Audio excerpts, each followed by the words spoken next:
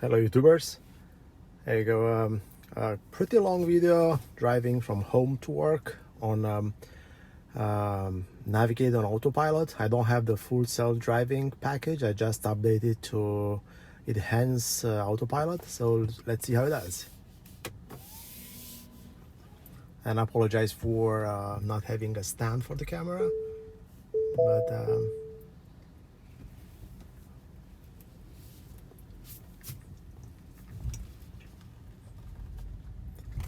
so it's might be a little bit like shaking the video, but and also I don't have the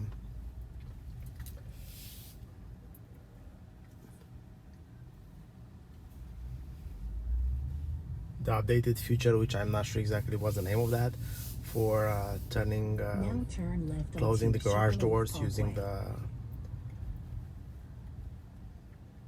touch screen. I don't really think that $300, paying for that, it's worth it, especially that most of the cars, they offer it for free. I'm not sure why Tesla doesn't do that. So I'm not gonna turn the Autopilot now because not having the full self driving package, it's not gonna do much on the local roads, especially I mean, I can try to do that, and there you go. Well, let's try it again. Let's wait for the to recognize the lanes. Maybe it's gonna do it, I'm not sure. I updated to enhance Autopilot a while ago, and I did a couple of trips using it. I will tell you my opinion at the end of this video. I was also looking on a bunch of videos online on how full self-driving behaves on local roads, but again, we'll talk about this at the end of the video. My commute to work, it's around 60 miles round trip. There we go. Had to take over here because the Autopilot was almost took me into the curb. $4,000. Yeah. I never drive without holding my hands, or at least one hand on the wheel, and that was a good example why nobody should do that.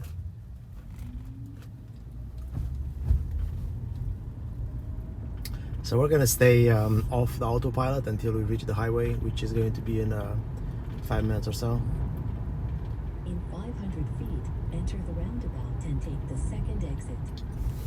About my car, it's long range dual motors Model Y, red, with 20-inch wheels.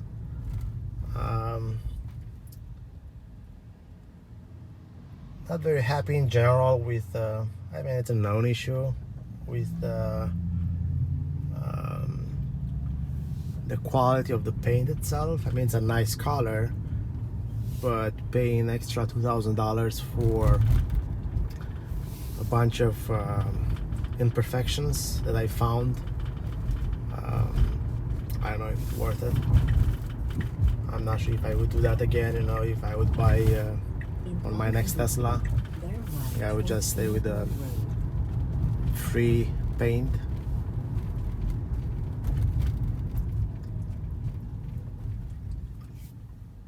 It sees the traffic light, but not having the full self driving package is not gonna interact with that.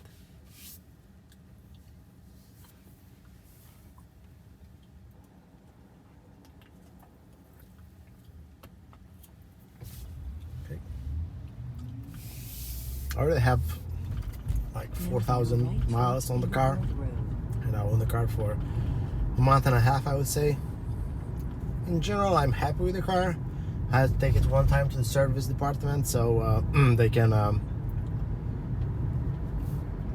they supposedly adjust, the trunk alignment was not perfect. They didn't do it. They said that they cannot do it and they have to send me to the body shop for that. It's not such a big deal, but it's a new car. My other car, it's a Volvo XC90. That's an amazing car. It's nothing, absolutely nothing wrong with that thing. And it's a little bit more expensive than this one, but price range, it's almost the same. So you would expect the same quality, you know, but doesn't work like that with Tesla. Enter the roundabout and take the second exit. So now, after this roundabout, we're gonna enter the highway, and I'm gonna try to let the car do its thing and see how it does.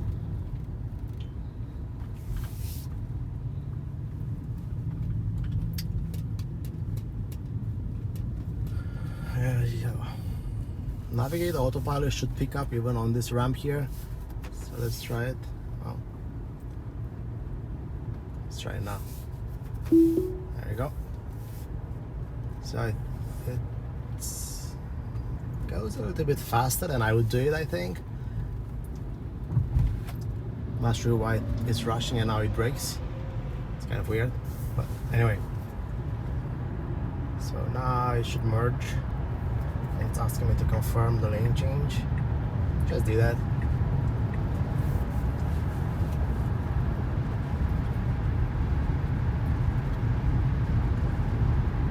Speed limit is 65 and I set it up to go 5 miles over the speed limit. I noticed that going over 70 miles, it's gonna affect the range pretty bad. Staying up to 70 miles and below, you will get something closer to the 316 miles that Tesla advertises on their website.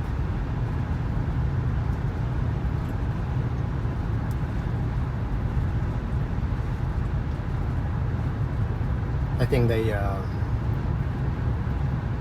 advertise that range running with 65 miles an hour, no wind, no hills,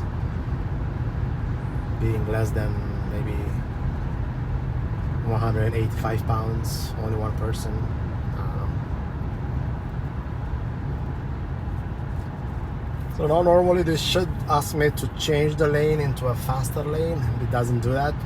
Sometimes it does that, sometimes it doesn't. See, this guy almost cut me through. The other guy in front of us, here you go. So it said that to confirm change of the lane, well,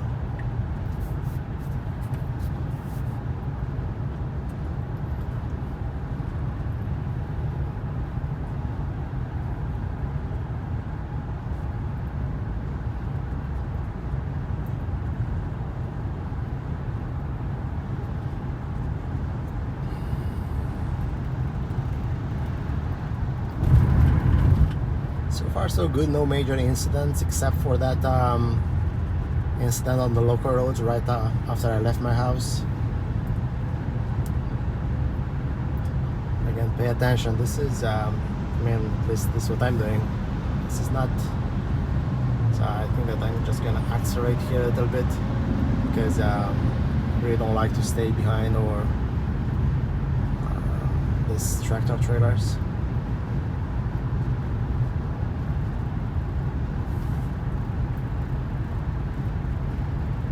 Have the option to, with the new software update, you can the car can ask you or can exit the passing lane, which I am using it right now. I think not a big fan of that thing, so I deactivate that thing. Sometimes it believes that the HOV lane is a passing lane and keeps on asking you to confirm the lane change. I usually exit the passing lane, especially on this section of the road, but there is a ramp right here and people are coming from the right, and this thing doesn't, this navigate on autopilot, or autopilot doesn't do its best when cars are merging from the right. It's kind of like braking hard, even if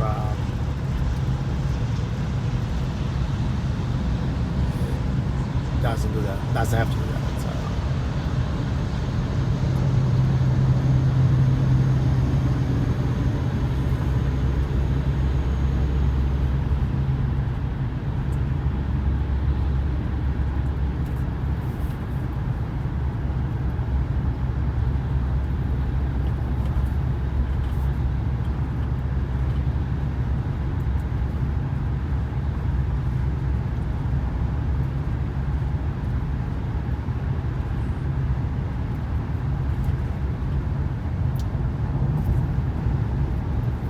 There's one interesting thing about navigating on autopilot, like in this situation here, when you are really close to cones. Well, now they there used to be cones here on the left hand side, but it looks like now they built this concrete wall, so it's not seeing them as cones. But it used to ask me to move away from the hole and confirm a lane change. So looks like it doesn't like being so close to construction areas.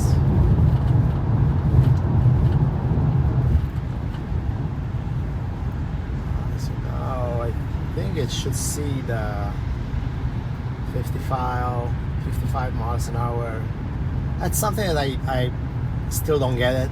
So I do have the latest software update, and normally when it sees the speed sign, and like in this case it's going to be 55 miles an hour, and we are driving with 65 miles an hour. So let's see. Okay, so you saw that, but it didn't adjust the speed, which it should be 60 miles an hour now, because I set it up to go over 5 miles. So I'm not sure why it doesn't do that. Sometimes it does it, sometimes it doesn't. I don't know if you guys experience the same behavior, but that's I think that's something that Tesla might have to improve. So now I'm just gonna change the lane. It does this lane changing pretty good. I don't think that I ever had an issue with this since I have the car.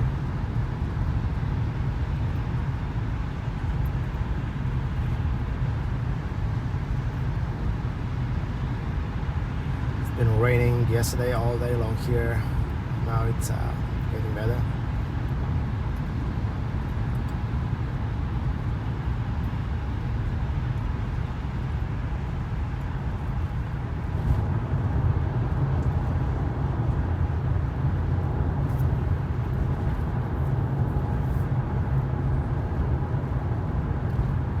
So now, because it doesn't adjust the speed to what's supposed to, just 55 plus 5, just gonna change it myself. Just gonna drop it to 65.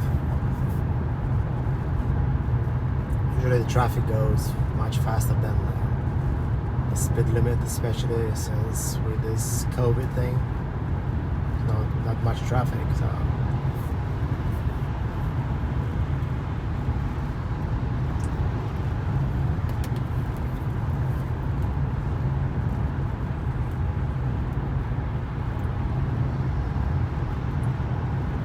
a great job holding the car in between the lanes. I think that all the cars should offer this this feature, because there are a bunch of guys that they cannot, or they don't pay enough attention to keep their cars in between the lanes. And sometimes driving on autopilot is kind of like scary, because you're just driving and you see the car in front of you getting really close to your car.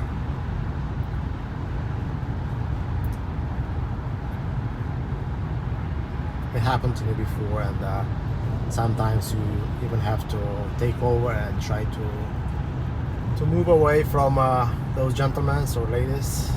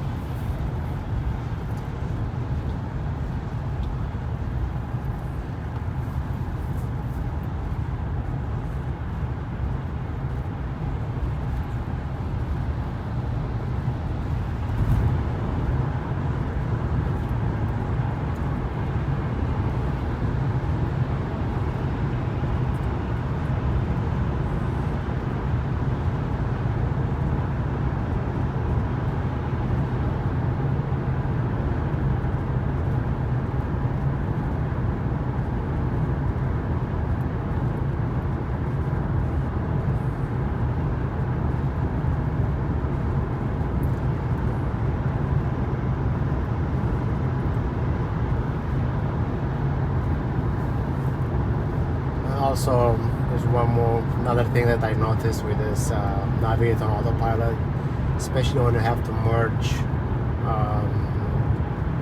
There's a lot of traffic. It's kind of like scary, and the reason why I say scary is that definitely the car or the software behind this thing, it's don't think it's there yet. There you go. Now it's asking me to confirm the lane change into faster lane.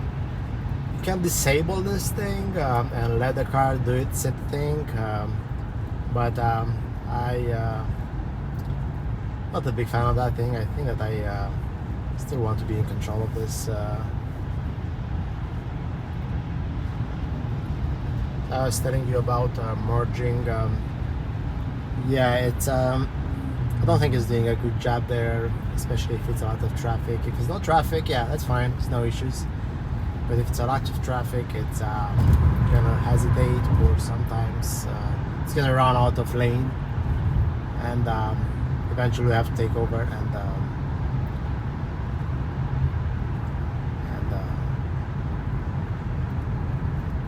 bring the car where you want to be, where you're supposed to be.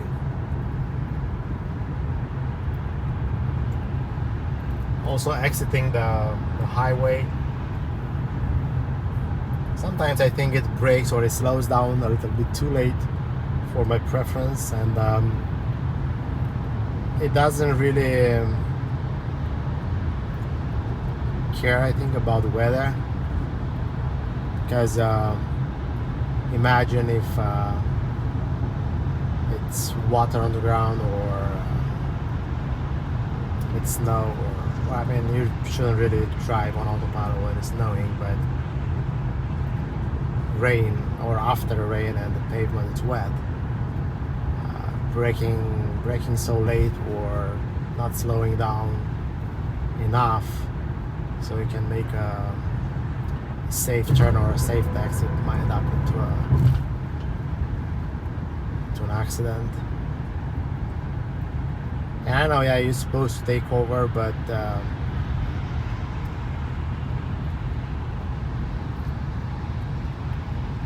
they are trying to move to full self-driving even on local roads, so I wonder if you cannot really deal with this on a highway. How is that going to work on a local road? Yeah, I know. I mean, I think that you have you kind of understand my feeling regarding because I said we're going to talk about this at the end of the trip, but we're getting there. So I don't think that, and that's maybe one of the reasons why I didn't choose to purchase the full self-driving. I don't think Tesla is there. I don't think it's going to be there. It's not even close. If it might not even happen, in the nearby future, or at least during the time I own this car, because there are a bunch of like errors while you are on highway. On local roads, even worse. There are so many things to take into consideration, and yeah, this is, I understand it's a beta version of the software. I'm not even sure how can they sell, a beta version, for general use, especially that this is it's a big secure, like this guy says, kind of right. I don't know why they drive so close to each other.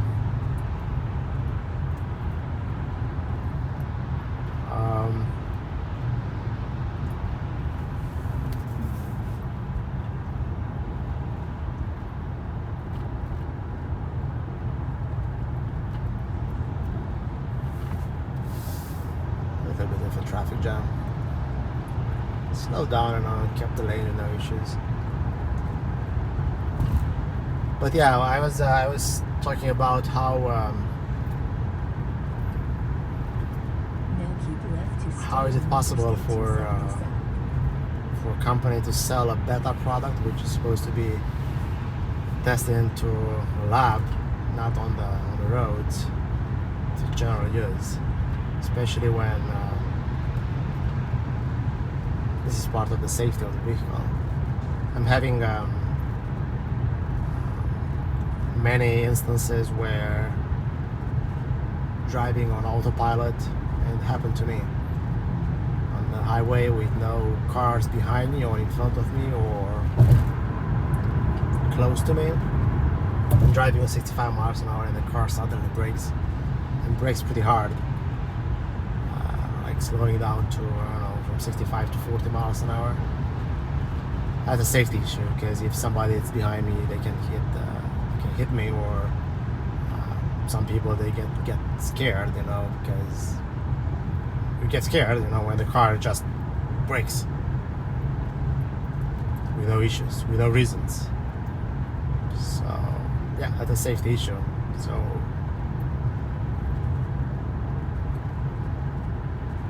I know that you're supposed to be in control of the car, but how can you be in control of the braking system? You can be in control of keeping the car in between the lanes, but you cannot hold the brake. Yeah. But in general, I mean, I like this car. It's a pretty nice car. Has the autopilot it's great, it's for driving from point A to point B on the highway, especially for long distances with small hiccups. But I don't think it's ready, or it's going to be ready for full self-driving in the nearest future. Yeah.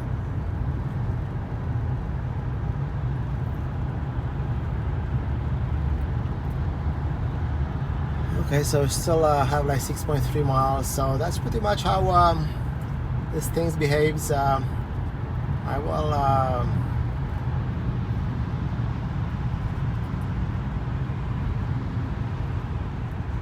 it's going too slow, so I might have to change the lane.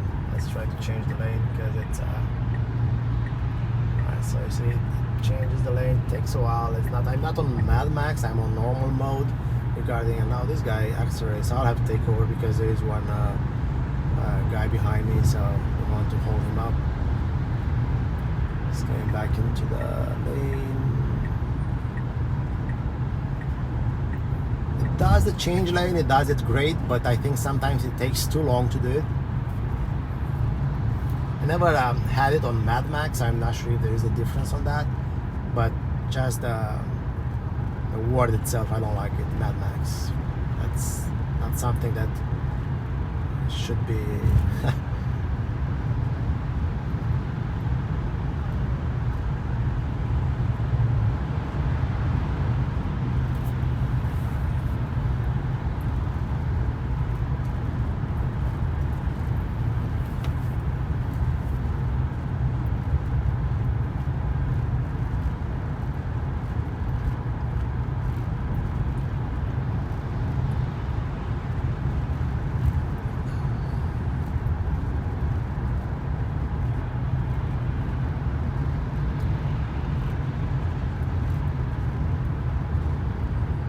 Alright guys, so yeah, I hope that you enjoy this. Nothing about enjoying, but at least to build an idea on how this autopilot works with a Tesla Model Y, in case that you are planning on buying a Tesla. A bunch of people say that yeah, this is it's a great technology, and to buy the car for technology. I might have to disagree on that. The reason why I'm saying that is that first of all, they're selling a product which is in beta version, which in my opinion shouldn't be on the production product, and comparing it with my other car, which, like I said, it's a Volvo XC90. I think it already has this technology. It doesn't take the ramps, doesn't merges, it doesn't change the lanes, but it has adaptive cruise control and holds the car in between lanes pretty good. And besides that, I think even with Tesla advanced technology, that it's not there. It's not safe enough, so you don't really buy the car for this thing. You believe you buy the car for this thing, but that's not the case. There are a bunch of car manufacturers that they almost have the same technology, and the quality of the product is much better. Hopefully this car, don't get me wrong, so I love the car, it's a nice car. Just hope that this car is gonna last me, because